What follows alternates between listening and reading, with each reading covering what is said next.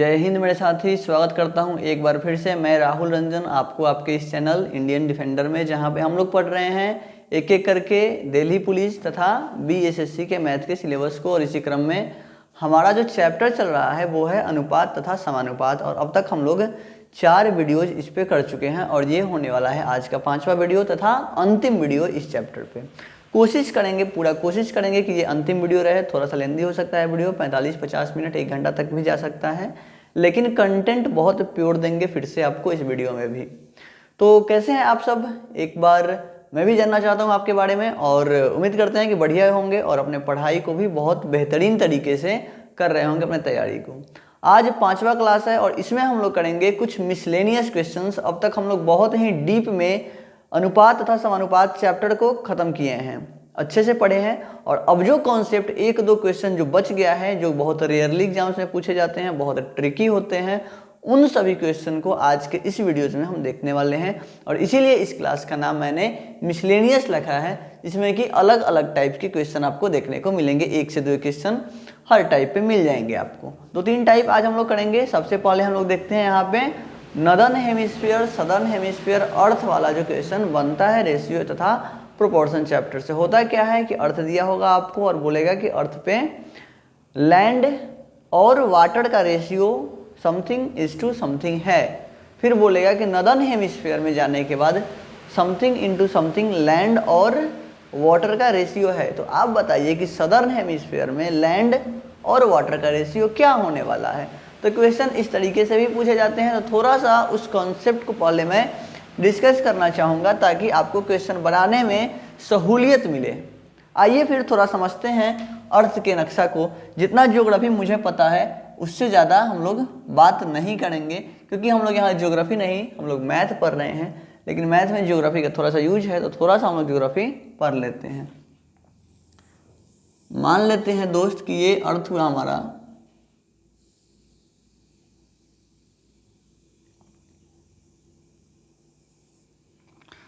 अर्थ को एक इक्वेटर का लाइन होता है, जो 0 डिग्री इक्वेटर होता है, वो अर्थ को 2 इक्वल हाफ्स में डिवाइड करता है। तो अर्थ को इस तरीके से वो 2 बराबर बराबर हिस्सों में बांट देता है। जब हम लोग को ज्योग्राफी पढ़ाया जाता है तो बताया गया था, आपको भी पता होगा, कि ऊपर वाले हिस्से को नॉर्थ बोलते हैं, नीचे वाले हिस्से को साउथ बोलते हैं। जहाँ पे हमारा सर होता है इस वाले हिस्से को नॉर्थ बोलते हैं, नीचे वाले हिस्से को साउथ बोलते हैं। तो ये वाला जो पार्ट हुआ वो अर्थ का उत्तर वाला पार्ट हुआ, और ये जो है वो दक्षिणी पार्ट हुआ अर्थ का। और जो अर्थ है ये पूरा एक स्फीयर है। स्फीयर को 2 बराबर भागों में जब हम बांटेंगे तो 2 हेमी स्फीयर बन जाएगा, जिसको एक ये नॉर्दर्न हेमिस्फीयर हो गया, जिसको गोलार्ध भी बोलते हैं हिंदी में, और ये सदर्न हेमिस्फीयर, जिसको दक्षिणी गोलार्ध हिंदी में हम कहते हैं। तो नॉर्दर्न हेमिस्फीयर को नॉर्दर्न हेमिस्फीयर, इसको आप उत्तरी गोलार्ध, इसको दक्षिणी गोलार्ध कह सकते हैं, इसको सदर्न हेमिस्फीयर।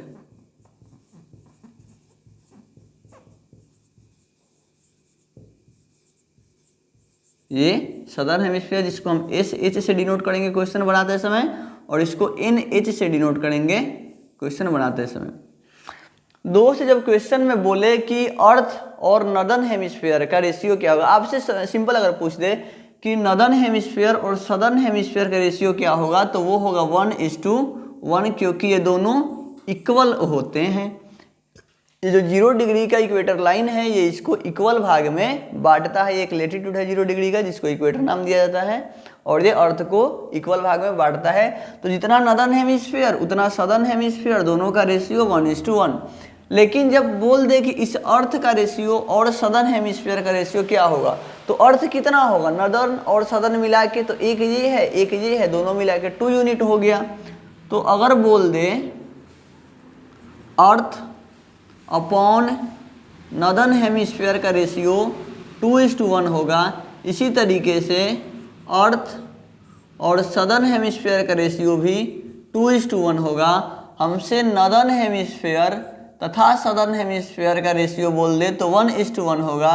इधर सदर्न हेमिस्फीयर और नीचे अर्थ को रख दे तो सदर्न हेमिस्फीयर 1 हो गया, अर्थ 2 हो गया, इसी को घुमा के यहाँ लिख दिया गया है।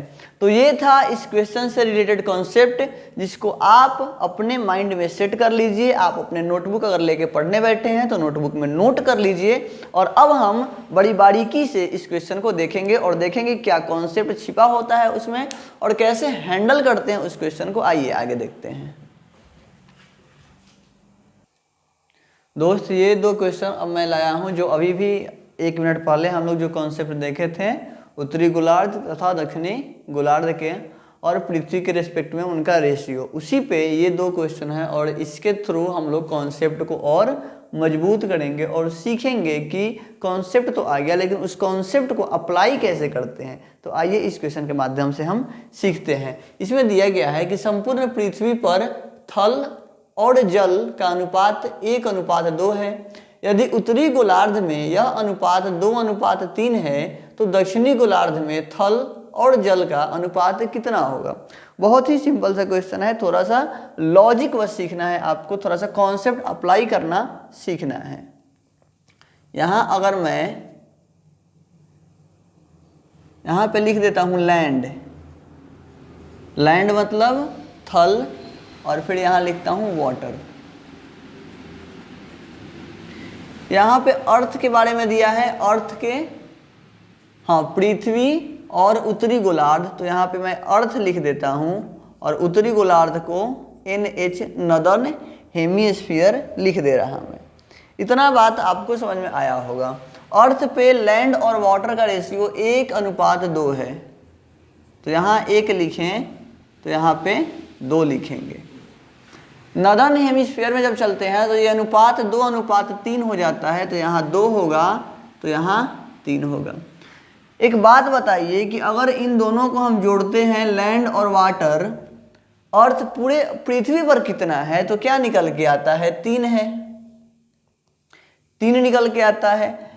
लैंड और वाटर नदर्न हेमिस्फीयर में जोड़ देंगे तो कितना आता है, 5 निकल के आता है, 5 निकल के आता है। इस रेशियो को हमको इक्वल करना होगा, इस रेशियो को हमको इक्वल करना होगा, क्योंकि हमको पता है कि अर्थ और नदर्न हेमिस्फीयर का रेशियो 2:1 का होता है, अभी अभी हम लोग देखे हैं। तो रेशियो इक्वल करना होता है तो क्रॉस मल्टीप्लाई कर देते हैं, इसका मल्टीप्लाई इसमें और इसका मल्टीप्लाई इसमें, तो इसमें 5 से गुना करा देंगे, इसमें 3 से गुना करा देंगे। अगर इसमें 5 से गुना कराए हैं तो इस पूरे में 5 से गुना कराना होगा। अगर इसमें 3 से गुना कराए हैं तो इस पूरे में 3 से गुना कराना होगा। इतना बात समझ में आया अब तक। ये एक छोटा सा कॉन्सेप्ट था इसका।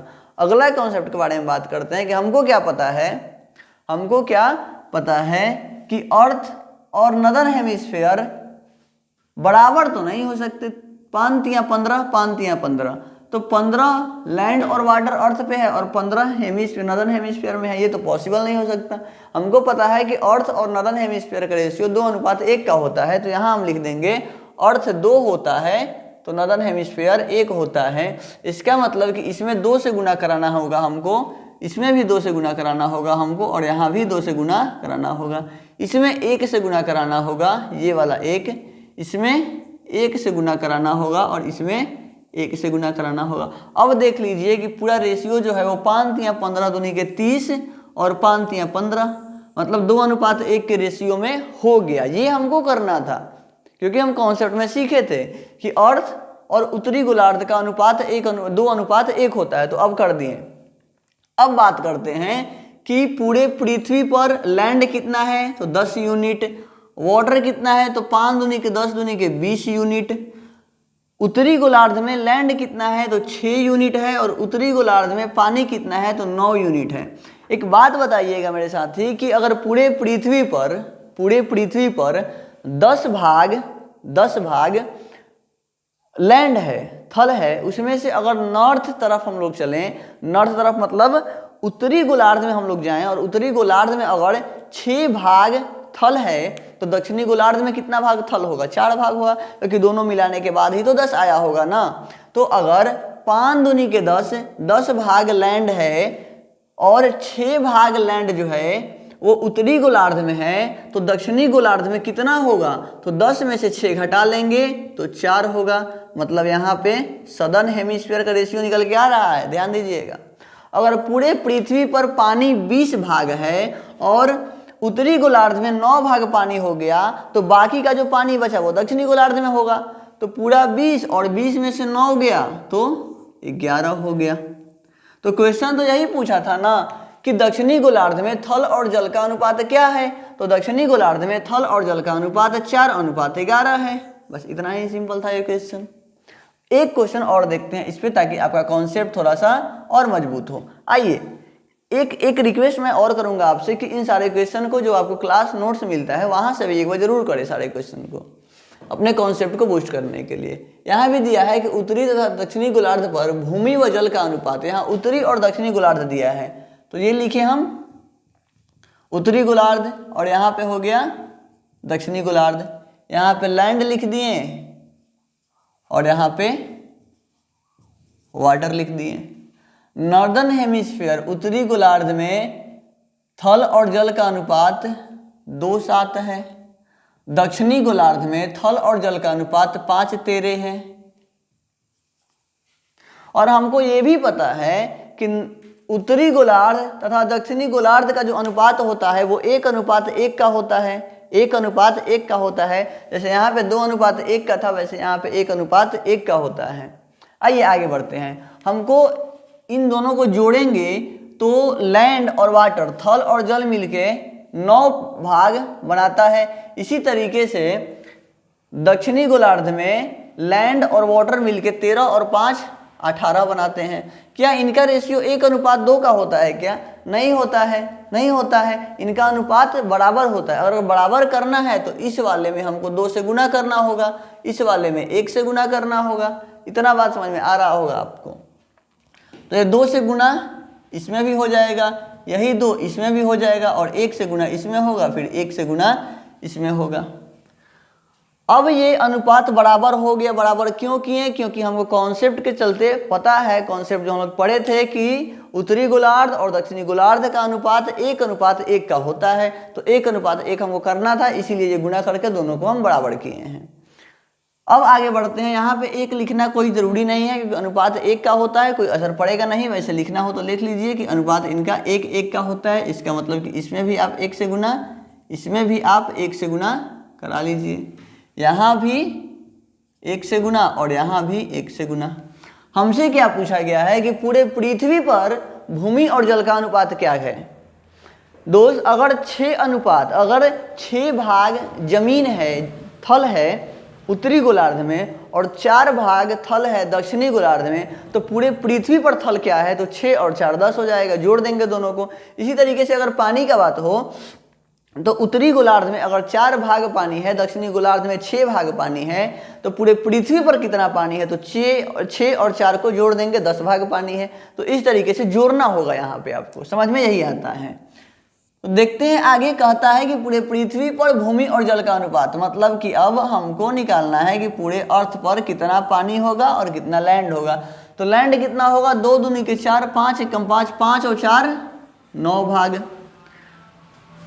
दोनों को जोड़ दिए पूरे थल को। जल की बात करें तो 7 दूनी के 14, 13 एकम 13, 14 और 13 27, 14 और 13 27।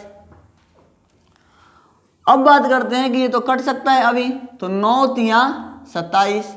इसका मतलब कि अर्थ पे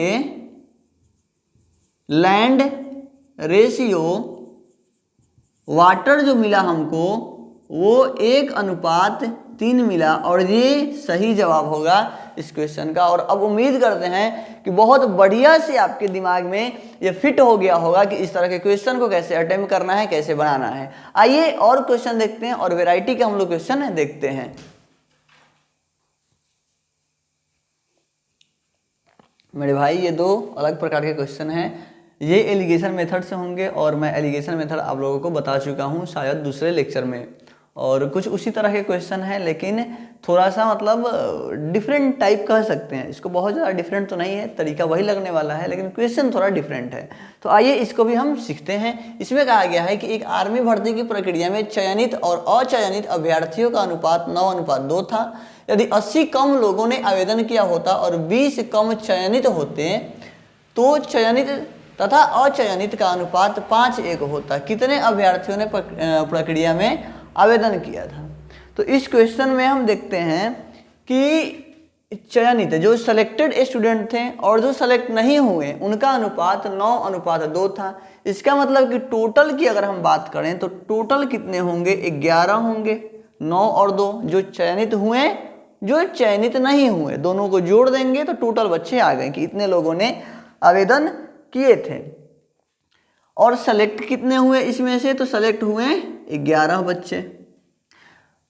एक बात और कहा है कि यदि 80 कम लोगों ने आवेदन किया होता, 80 कम लोग, कम बोला है ना तो माइनस लगाएंगे, तो 80 कम लोगों ने आवेदन किया होता और 20 कम चयनित होते, 20 बच्चे कम सेलेक्ट होते हैं, मतलब माइनस का 20 लिखेंगे यहाँ पे, तो इनका अनुपात जो था वो होता 5:1 का, वो भी चयनित और अचयनित का। तो चयनित कितने हुए? 5, तो इनका अनुपात हो गया 5, और अचयनित का तो हमको लिखना नहीं है, हमको टोटल लिखना है। तो टोटल कितने होंगे? 5 और 1 6। इस तरह के क्वेश्चन मैं आपको बता चुका हूँ। इसमें एलिगेशन मेथड लगेगा, इन दोनों का मल्टीप्लाई आप करिएगा और फिर इन दोनों का मल्टीप्लाई करिएगा और ज़्यादा वाले में से कम वाले को माइनस करना है आपको। 11 × 5 = 55, 11 × 6 = 66। तो यहाँ आप यहाँ पे हम कुछ, हाँ यहाँ पे 9 होने वाला है। जो सिलेक्टेड स्टूडेंट हैं वो 9 हैं। 9 × 6 = 54, 11 × 5 = 55। तो यहाँ लिखेंगे 11 × 5 = 55 माइनस 9 × 6 = 54 बराबर, फिर इन दोनों का मल्टीप्लाई करेंगे और इन दोनों का मल्टीप्लाई करेंगे और ज़्यादा वाले में से कम वाले को माइनस करना है। 6 दूनी के 12 माइनस के 120, यहाँ माइनस करते हैं, 8 पंजे 40 मतलब माइनस के 400। 400 में से 120 घटाएंगे तो 280 आएगा। यहाँ बचा एक पार्ट का जो वैल्यू है वो 280 यहाँ से आ गया। अगर एक पार्ट का वैल्यू मेरे भाई 280 है तो पूछा हमसे ये गया है कि टोटल कितने स्टूडेंट ने अप्लाई किया था, कितने उस प्रक्रिया में भाग लिए थे, कितने उस प्रक्रिया के लिए आवेदन किए थे। तो टोटल कितने स्टूडेंट ने आवेदन किए थे? 11 बच्चे ने आवेदन अगर किया था। एक पार्ट का वैल्यू 280 है तो 11 पार्ट का वैल्यू कितना होगा? तो 11 गुना में 280, 11 और 8 88, 11 दूनी के 22, 22 और 8 30, 3080 बच्चों ने उस प्रक्रिया के लिए, आर्मी भर्ती प्रक्रिया के लिए आवेदन किया था। इसी प्रकार ये दूसरा क्वेश्चन है, इसमें कहा गया है कि एमबीए चयन प्रक्रिया में चुने गए और न चुने गए लोगों का अनुपात 11:2 था। यदि 40 कम लोगों ने आवेदन, यहाँ ध्यान देने की बात है, कम बोल रहा कि ज़्यादा बोल रहा, 40 कम लोगों ने आवेदन किया होता और 20 कम चुने गए होते तो चयनित और अचयनित लोगों का अनुपात 10:1 होता। इस प्रक्रिया के लिए कितने लोगों ने आवेदन किया था? ये एकदम से सेम क्वेश्चन है, आप खुद से ट्राई कर सकते हैं वीडियो को यहाँ पॉज करके, लेकिन मैं एक बार फिर से आपको बता देता हूँ। यहाँ पे हम टोटल लिखेंगे, यहाँ पे सेलेक्टेड लिखेंगे। टोटल कितने होंगे? तो जितने सेलेक्ट हुए और जितने सेलेक्ट नहीं हुए दोनों को जोड़ देंगे तो टोटल आ जाएगा। तो 11 बच्चे सेलेक्ट हुए, 2 सेलेक्ट नहीं हुए, तो 11 और 2 13 हो गया। सेलेक्टेड कितने हुए? 11 हुए। 40 कम लोगों ने आवेदन किया होता तो माइनस का 40, 20 कम चुने गए होते, सेलेक्ट 20 कम होते तो माइनस का 20, और अब इनका अनुपात कितना होता? तो चयनित और अचयनित का अनुपात 10:1 होता। तो चयनित 10 हुए, अचयनित 1 हैं, तो टोटल कितने होंगे? 11। टोटल कितने होंगे? 11। तो इस तरीके से अब इस क्वेश्चन में हम आगे बढ़ते हैं और फिर यहाँ पे वही एलिगेशन मेथड लगा के 13 दहा के 130 माइनस 11 में 11 से गुना करेंगे 121 आएगा। ये इक्वल होगा इनका गुना 11 दूनी के 22 माइनस के 220 माइनस इनका जब मल्टीप्लाई करेंगे तो 4 गुना में 10 400 माइनस का 400 यहाँ से आने वाला है। 400 में से 200 घटाएंगे, 200 में से 20 घटाएंगे तो 180 प्लस का आएगा और यहाँ 9 आने वाला है तो 9 पार्ट का वैल्यू 180 है तो एक पार्ट का वैल्यू मेरे भाई यहाँ से निकाल लेंगे। 9 दूनी के 18 20 आ गया एक पार्ट का वैल्यू। अगर एक पार्ट का वैल्यू 20 आ गया, हमसे पूछा है कि टोटल आवेदन कितने किए थे। आवेदन किए थे 13 बच्चा ने और 13 गुने 20 जब करेंगे 13 गुने 20 करेंगे 13 दूनी के 26 260 इस क्वेश्चन का सही जवाब होगा। 260 13 दूनी के 26 इस क्वेश्चन का सही जवाब होगा।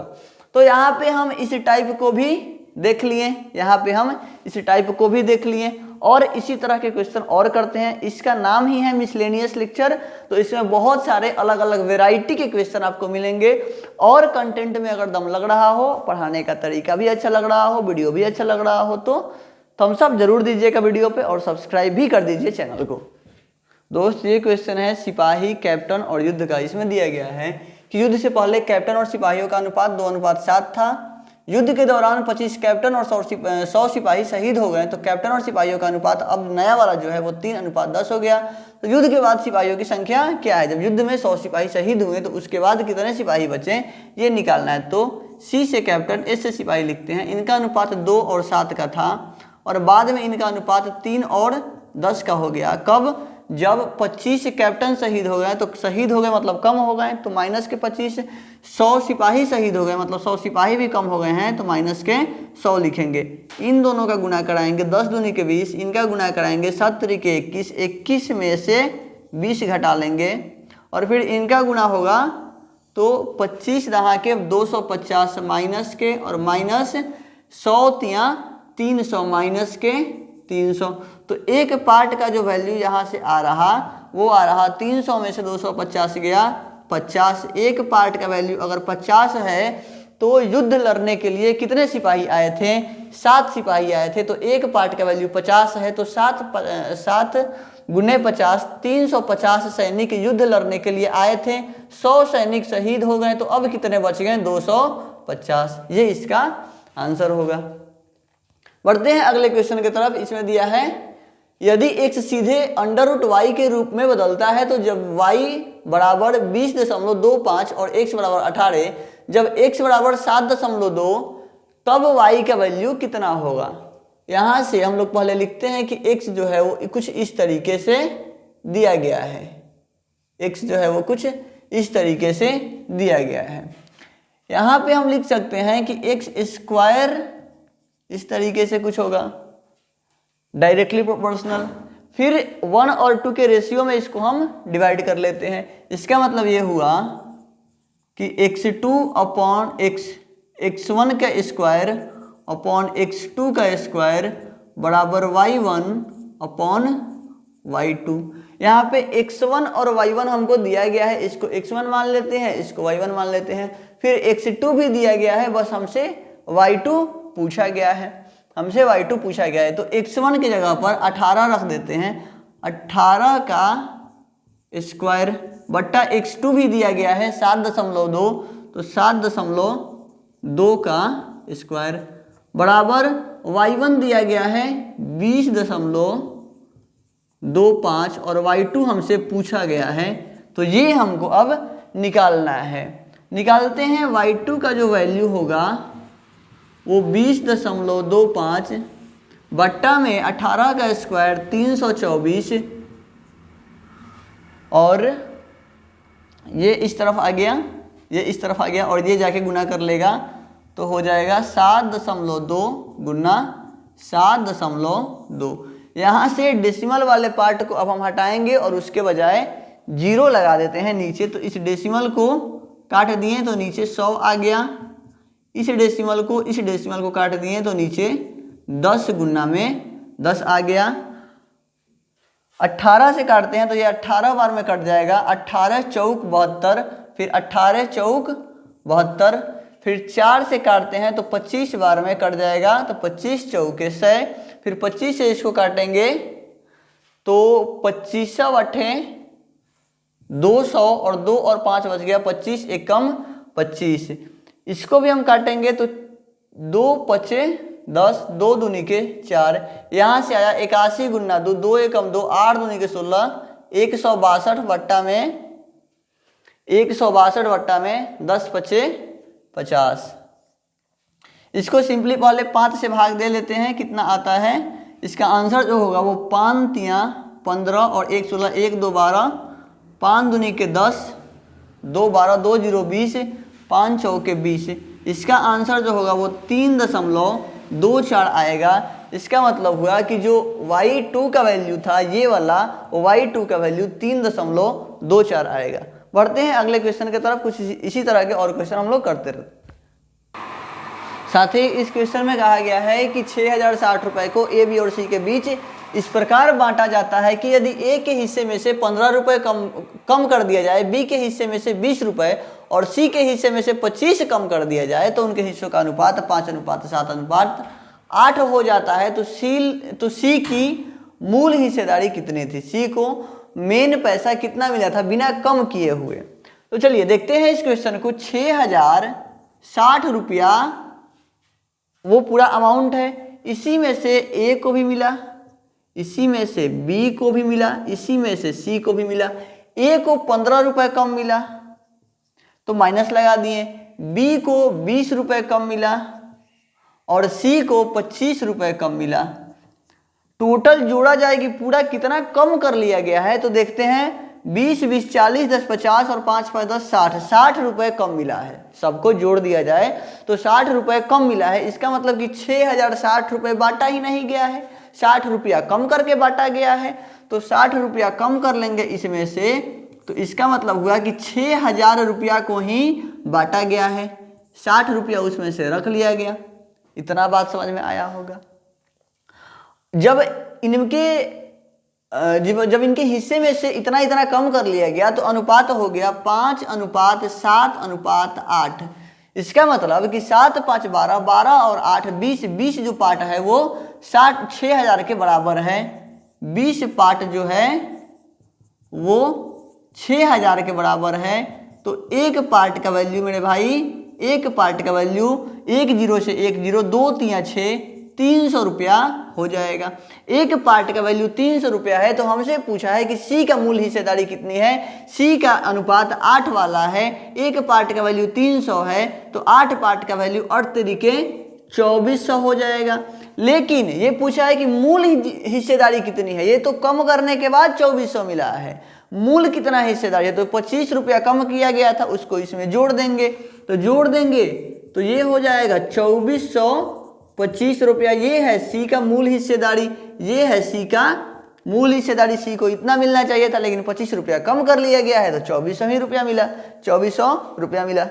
चलिए एक और क्वेश्चन देखते हैं दूसरे तरह का, जिसमें कहा गया है कि ए और बी की मासिक आय 2 और 3 के अनुपात में है तो उनकी बचत का अनुपात 3:4 होता है। यदि ए की आय बी की बचत के बराबर है तो ए और बी के व्यय का अनुपात क्या होगा। यहाँ पे मेरे भाई ए और यहाँ पे बी लिखते हैं, यहाँ पे इनकम लिख लेते हैं, यहाँ सेविंग लिख लेते हैं, यहाँ एक्सपेंडिचर लिख लेते हैं। लास्ट में एक्सपेंडिचर मतलब व्यय का अनुपात हमको ज्ञात करना है।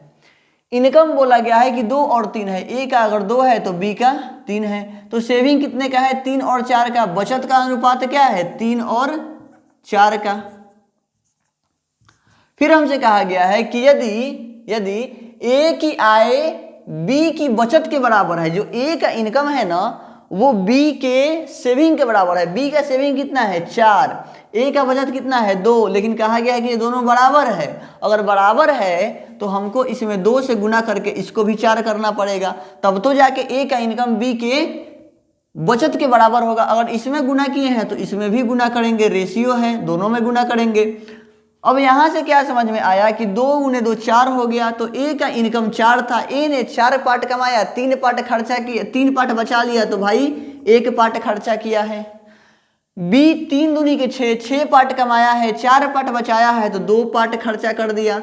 तो हमसे अंतिम में यही पूछा है कि ए और बी के व्यय का अनुपात, तो ए और बी का व्यय जो है वो 1:2 2 होगा। बस इतना ही सिंपल ये क्वेश्चन था, इतना ही आपको नोट करना है। आइए आगे बढ़ते हैं।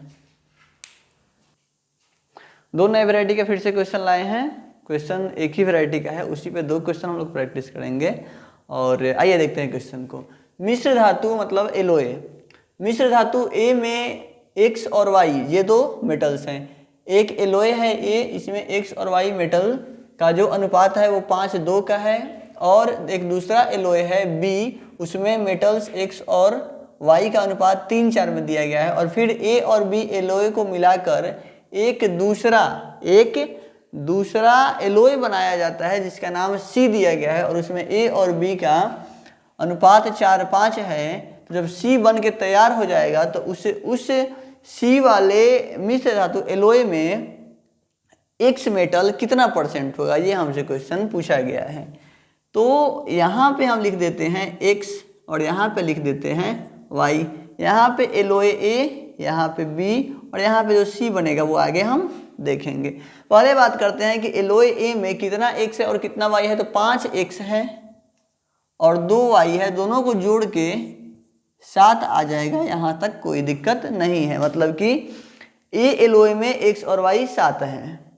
बी की बात करें, बी में 3:4 के अनुपात में है। तो 3 एक्स हुआ 4 वाई हुआ, जोड़ देंगे तो फिर से 7 हो गया। तो यहाँ रेशियो बिल्कुल ही नॉर्मल है, कोई दिक्कत नहीं है, कोई गुना कराने का भाग कराने का जरूरत नहीं है। आगे बताया गया है कि ए और बी को मिलाया जाता है 4 और 5 के अनुपात में। तो ए 4 और बी 5, इसका मतलब यहाँ 4 से गुना तो यहाँ भी 4 से गुना, यहाँ 5 से गुना तो यहाँ भी 5 से गुना।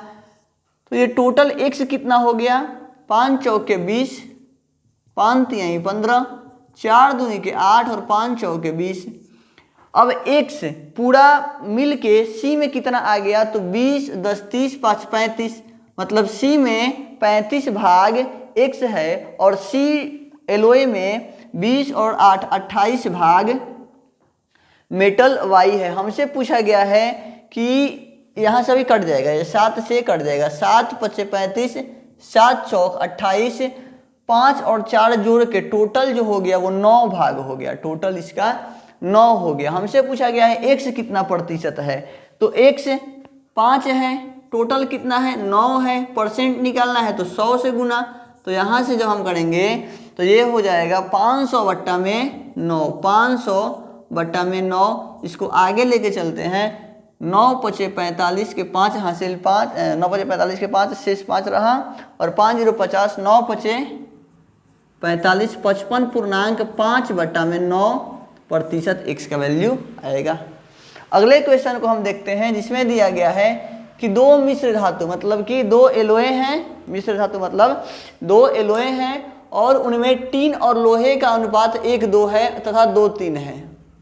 यहाँ लिख देते हैं कि वो एक एलोए ए है, एक एलोए बी है। यहाँ टीन लिख देते हैं और यहाँ आयरन लिख देते हैं, टीन और आयरन। ए में टीन और आयरन का अनुपात 1:2 है, बी वाला मेटल में 2:3 है। यहाँ से देखते हैं कितना रेशियो इसका है, जोड़ के तो 2 1 3 भाग है। यहाँ से देखते हैं 3 और 2 5 भाग है। रेशियो गड़बड़ है, मतलब गुना करना होगा। यहाँ पे रेशियो गड़बड़ है, गुना करना होगा। यहाँ पे आगे देखते हैं, गुना करके जब हम इक्वल करेंगे इस चीज़ को जब इक्वल करेंगे तो इसमें 5 से गुना, ये वाला 5 इसमें चल जाएगा और इसका 3 इसमें आ जाएगा। मेरे भाई जब यहाँ 3 से गुना किए हैं तो इस पूरे रेशियो में हमको 3 से गुना करना होगा। जब यहाँ 5 से गुना किए हैं तो इस पूरे रेशियो में हमको 5 से गुना करना होगा। यहाँ तक रेशियो इक्वल हो गया। आगे बढ़ते हैं। आगे बोला गया है कि यदि इन दोनों मिश्र धातुओं को मतलब दोनों एलोए को अब फिर से मिक्स किया जाता है 3 और 4 के अनुपात में, ए को 3 और बी को 4 अगर मान लेते हैं तो इसमें फिर से 3 से गुना करेंगे, इसमें 4 से गुना करेंगे, इसमें भी 3 से करेंगे और इसमें 4 से करेंगे, क्योंकि इसका 3 भाग और इसका 4 भाग मिलाया जाता है। फिर इसमें भी 3 से करेंगे और इसमें 4 से करेंगे। देखते हैं क्या ये वाला इक्वल हो गया। 5 चौके 20 × 60, 3 × 9 = 45। यहाँ पे कुछ गड़बड़ सा लग रहा, यहाँ पे कुछ गड़बड़ सा लग रहा है। आइए आगे देखते हैं इसमें होता क्या है। एक बार फिर से क्वेश्चन को देख लेते हैं कि 1 और 2 के अनुपात में टीन और लोहा है। टीन 1 लोहा 2, फिर 3 2 लोहा 3 2 और 3 3 और 2 मिलके 5 हुआ, तो 5 से इसमें गुना, फिर 5 से पूरे में हो गया और 3 से, चले ठीक है, यहाँ तक कोई समस्या नहीं है, यहाँ तक कोई समस्या नहीं है। यहाँ रेशियो हम लोग इक्वल कर दिए थे, वो सही है, यहाँ तक कोई समस्या नहीं, इसको हटा देते हैं, रेशियो इक्वल हमारा हो गया था। बात आगे करते हैं। तो इस प्रकार बनी हुई मिश्र धातु में टीन और लोहे का अनुपात क्या होगा? तो टीन और लोहे, तो यहाँ एक सी बन के आएगा, कुछ नया बन के आएगा। टीन और लोहे का अनुपात निकालना है हमको। 5 तिया 15, 3 दूनी के 6 चौके 24, और ये 4 तिहाई 12 तिहाई 36, और 3 दूनी के 6 पच्चे 30। तो टोटल टीन कितना हुआ? तो 20 10 30, 30 5 35, 4 39, 39 टीन हुआ। आयरन कितना हुआ? 30 और 30 60 और 6 66। तो सी जो मिश्र धातु बना है, इसमें टीन और आयरन का जो रेशियो होगा वो इसको 3 से काटेंगे, 3 एक 3, 3 3 9, 3 दूनी के 6, 3 दूनी के 6, 13:22 का रेशियो इसके अंदर आने वाला है। तो ये इस क्वेश्चन का सही जवाब है। मेरे दोस्त फिर से बता रहा हूँ, ये जो मिसलेनियस क्लास चल रहा है बहुत ज़्यादा इंपॉर्टेंट है आपके एग्जाम पॉइंट ऑफ व्यू से। आप अगर पूरा रेशियो छोड़ दिए हैं और सिर्फ इस वीडियो को भी बहुत ध्यानपूर्वक देखें और ध्यान से ऑब्जर्व करें हर एक छोटे से छोटे चीज़ को, तो बहुत बेनिफिट होने वाला है आपको सिर्फ इस एक वीडियो से। बढ़ते हैं आगे, इस कॉन्सेप्ट को भी आप नोट करिए अगले स्लाइड पे, और हम लोग कॉन्सेप्ट देखते हैं।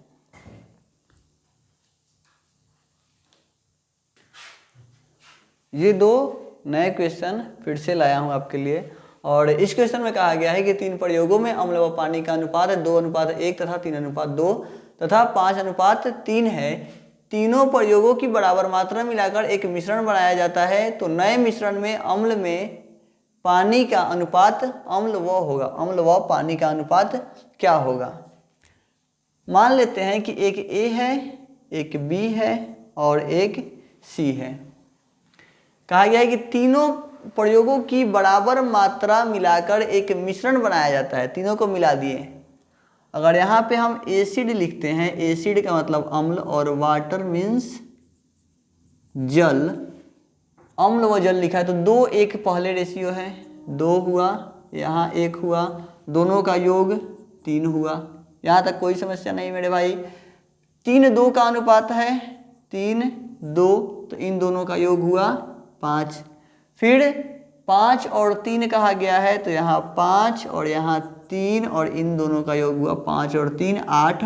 और बोला गया है समान अनुपात में इन्हें मिलाया गया, तीनों को बराबर मात्रा में मिलाया गया है। अब अगर बराबर मात्रा की बात आए तो इन तीनों को इक्वल करना होगा, जो कि हम देख रहे हैं कि ये तीनों अलग अलग है, ये 3 है, ये 5 है, ये 8 है। तीनों को इक्वल करना होगा, मतलब कि एलसीएम लेना होगा। तो एलसीएम हम लेंगे 3, 5 और 8 का, जो कि 120 आ जाएगा। 8 5 40, 40 तिया 120। इसको 120 कैसे बनाइएगा? हमसे ये बताइए कि आप इसको 120 कैसे बनाइएगा। तो इसमें 40 से गुना करा दीजिएगा, इसमें 24 से गुना करा दीजिए, 5 6 20, 0 15 10 दोबारा, ठीक है। इसमें 15 से गुना करा दीजिए, तो ये भी 120 हो गया, ये भी 120 हो गया, और ये भी 120 हो गया। जब इसमें 40 से गुना कराएं तो इसको कैसे छोड़ सकते हो मेरे भाई? ये रेशियो है, गुना बराबर से करना होगा। इसमें 24 से किए हो तो इसको भी नहीं छोड़ सकते, यहाँ 24 होगा, यहाँ 15 से कराए हो तो यहाँ भी 15 से कराना पड़ेगा। 40 दूनी के 80, 24 तिया 20 तिया 60, 4 तिया 12, 24 तिया 72, 15 5 75, 24 दूनी 48, 15 तिया 45, 40 एक कम 40। तो टोटल एसिड कितना हुआ? 5 और 2 7, 7 7 14, 14 और 8 22, 227 हुआ। टोटल पानी कितना हुआ? 8 5 13 के 3, 4 4 8 4 12, 12 और 1 13। मेरे भाई टोटल एसिड और टोटल वाटर का जो रेशियो होगा वो 227:133 हो जाएगा। 227:133 यहाँ से सही जवाब इस क्वेश्चन का हो जाएगा। अगले क्वेश्चन में बढ़ते हैं, जिसमें कहा गया है कि 20 लीटर तथा 36 लीटर के 2 मिश्रणों से स्प्रिट एवं जल का अनुपात क्रमशः 3:7 और 7:5 है, दोनों मिश्रणों को इकट्ठा मिला दिया जाता है, तब नए मिश्रण से स्प्रिट तथा जल का अनुपात निकालिए। लिखते हैं यहाँ 20 लीटर वाला सॉल्यूशन है, यहाँ 36 लीटर वाला सॉल्यूशन या फिर मिक्सचर है। इसमें स्प्रिट है, पहले किस चीज़ का दिया गया, स्प्रिट, और यहाँ वाटर। तो स्प्रिट पहले वाले में 3:7 का है, 3, और यहाँ 7, दूसरे वाले में 7 और फिर 5। इन दोनों को मिलाया जाता है, दोनों मिश्रण को इकट्ठा मिला दिया जाता है, तब नए मिश्रण से स्प्रिट तथा जल का अनुपात क्या होगा। यहाँ देखते हैं, एक बात बताइएगा कि ये 20 लीटर है, इसमें 3 भाग, इसका 3 भाग स्प्रिट है और 7 भाग जल है। तो यहाँ से हम निकालते हैं कि इसमें स्प्रिट कितना है, इसमें स्प्रिट कितना है। तो 20 का 3 भाग, तो 20 गुने 3, और टोटल कितना भाग है, 10 भाग है। यहाँ से वाटर कितना है, इसमें जल का मात्रा कितना है, तो इसमें जल का मात्रा हो जाएगा 7 और 3 10, 20 गुना में 7/10। यहाँ से स्प्रिट का अमाउंट निकालते हैं, तो यहाँ से स्प्रिट जो होगा मेरे भाई वो हो जाएगा 30, और स्प्रिट है 7 भाग, बट्टा में 7 और 5 12, और यहाँ से वाटर जो हो जाएगा वो हो जाएगा 30 गुना में 5 बट्टा में 7 और 5 12, 6 दूनी 12, 6 5 30, ये हो गया 6 दूनी 12, 6 5 30। यहाँ से आ जाएगा 10 दूनी के 20 और 3 दूनी के 6 निकल के आ जाएगा। 20 से ये 20 कट गया, यहाँ से 7 निकल के आ जाएगा, और ये 7 5 35/2 और ये 50 25/2। इसको आगे सॉल्व करते हैं, तो ये 3 6 5 30 और 6 दूनी के 12, 7 5 35/2 और वाटर 50 25। यहाँ से स्प्रिट आ गया 6, और यहाँ से स्प्रिट आता है 7 5 35/2। एक बार हम लोग देख लेते हैं कि सही है क्या, कुछ गड़बड़ सा लग रहा। हाँ, स्प्रिट का अमाउंट जो दूसरा सॉल्यूशन है जो मिक्सचर है वो 36 लीटर का है। यहाँ पे थोड़ा सा गलती था, इसको आप 36 कर लीजिए, इसको भी 36 कर लीजिए, और अब आप 6 से इसको काट दे, 12 से काट दे, 12 तियाँ 36 और 12 तियाँ 36, ये भी कट जाएगा, 12 तियाँ 36 और 5 तियाँ 15 आ गया, और ये आ गया 7 तरीके 21।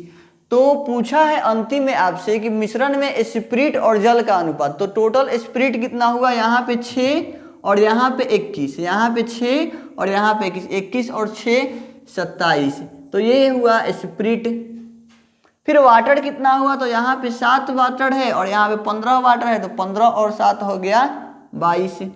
तो अनुपात जो आया आपका वो है 27:22, 27:22 का ये हो गया। 1 मिनट, यहाँ पे 5 नहीं है, हाँ 15 और 7, 7 दूनी के,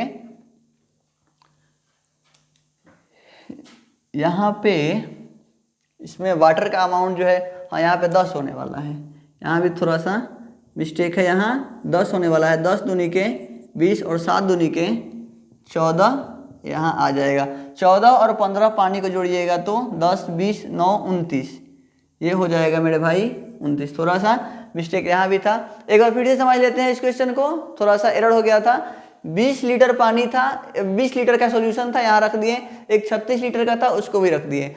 20 लीटर वाला में 3 भाग इसका स्प्रिट था और 7 भाग पानी था। 36 लीटर वाला में 7 भाग स्प्रिट था और 5 भाग पानी था। हम निकाल लेते हैं कि इसमें स्प्रिट कितना था, तो 20 गुने 3, स्प्रिट 3 था और ये टोटल कितना था, तो 7 और 3 10 था। इसको सॉल्व किए 6 आ गया। इसी में हम पानी निकाल लेते हैं कि पानी कितना था, तो 20 गुना 7, 20 गुना, अच्छा यहाँ पे निकाले हैं पानी इसका, 20 गुना 7 और टोटल 10 था, तो 10 को नीचे रख दिए, 10 दूनी के 20, 7 दूनी के 14 यहाँ से आ गया। इस 36 लीटर वाला में स्प्रिट कितना था, तो 36 गुना में 7 बट्टा में 7 और 5 12, तो 12 तिया 36, 7 तरीके 21 हो गया। और इसमें पानी कितना होगा, तो 36 गुना में 5, 36 गुना में 5 और बट्टा में 7 और 5 12, 12 तिया के 36, 5 तिया 15। टोटल स्प्रिट और टोटल वाटर का रेशियो क्या होगा, तो स्प्रिट 6 निकला और यहाँ से 21 निकला, तो टोटल स्प्रिट कितना हुआ, 21 और 6 27 हो गया। टोटल वाटर कितना हो गया, तो 14 और 15 29 हो गया। और यहाँ पे ये भी क्वेश्चन बन गया। तो इस तरीके से हमारा पूरा रेशियो और प्रोपोर्शन जो था, अनुपात समानुपात क्वेश्चन खत्म हो गया है। उम्मीद करते हैं कि आपको भी बहुत बेहतरीन तरीके से समझ में आया होगा। खासकर आप इस लेक्चर को बहुत ज़्यादा पसंद किए होंगे, जहाँ तक मुझे उम्मीद है, क्योंकि इसमें हम सारे टाइप के क्वेश्चन को देख लिए जो बचा हुआ था, जो एग्जाम्स में बहुत रेयरली पूछे जाते हैं। क्योंकि मैं नहीं चाहता कि आप कहीं भी चूक जाएं और आप किसी क्वेश्चन को एग्जाम में बैठे और वहां छोड़ के आए, इसीलिए हर एक टाइप के क्वेश्चन को मैंने कराया है। मेरे दोस्त, मैं ये भी गारंटी देता हूं कि इस लेवल का पढ़ाई आपको अब यूट्यूब पे नहीं मिलने वाला, जिस लेवल का मैं आपको रेशियो और प्रोपोर्शन खत्म किया। इसके बाद हम लोग परसेंटेज पढ़ेंगे। हाँ, अगर आपको वीडियो अच्छा लग रहा हो तो वीडियो को लाइक जरूर करें, चैनल को सब्सक्राइब कर दें, क्योंकि इससे हमें मोटिवेशन मिलता है और जो भी हम मेहनत कर रहे हैं, इस मेहनत को और भी ज़्यादा करेंगे आप लोगों के साथ जुड़ के। वादा आपको करना होगा कि मेहनत आपको भी करना है। हमारे साथ जुड़ के जो भी क्वेश्चन का PDF आपको मिलता है, उसको ईमानदारी के साथ फिर से एक बार लगाइए। यहाँ अगर कोई क्वेश्चन समझ में नहीं आया है तो यहाँ आप वीडियो को देख लिए, इसी क्वेश्चन को जाके इसके PDF से सॉल्व करिए एक बार खुद से, और फिर आप अपने कॉन्सेप्ट को और मजबूत कर पाइएगा, अपने पढ़ाई को और सॉलिड कर पाइएगा। चलिए मिलते हैं फिर परसेंटेज वाले चैप्टर में। बहुत बहुत धन्यवाद आपका वीडियो देखने के लिए।